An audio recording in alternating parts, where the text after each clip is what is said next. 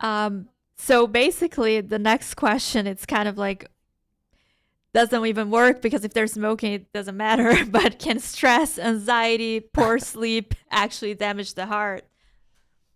So another unfortunate reality here, the answer is yes, absolutely.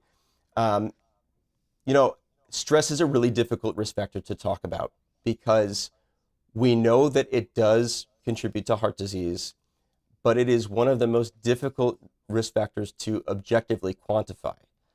We have to take patients at their word when they say that they're stressed. We have to embrace a spirit of empathy when patients are describing what they're going through that's stressful or what they've been thinking about that's stressful, and gauge how much that might be contributing.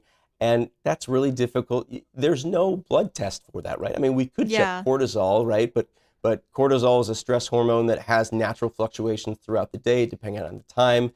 It changes depending on what you've eaten or what your recent sleep pattern has been.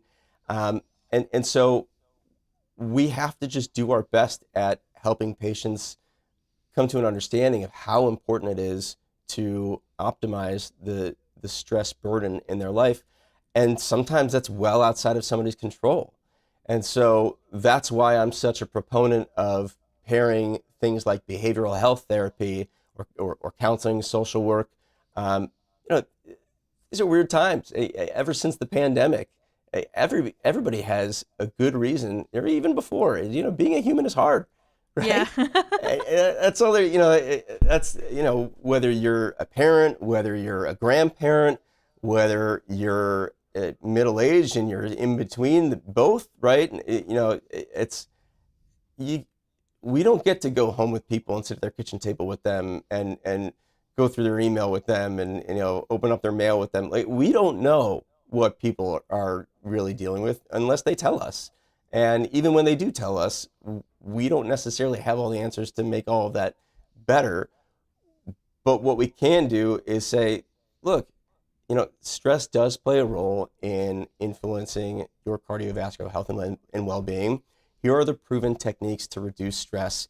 It relates to exercise, healthy diet, getting proper sleep, and really enforcing the importance and really emphasizing the value of sound relationships in your family, in your personal life. And so I don't shy away from telling people, hey, look, if you've been stressed out because you've got a strained relationship, do what you need to do to make it right. Whether that's apologizing to somebody, whether that's forgiving somebody, whether that's just, calling somebody that you need to be in touch with. Um, it, it's a holistic human approach to everything, right? That's my philosophy. And so again, recognize then that we don't have an objective way of quantifying stress, but we can connect to each other on a human level and say, hey, let's make sure that we're doing everything we can.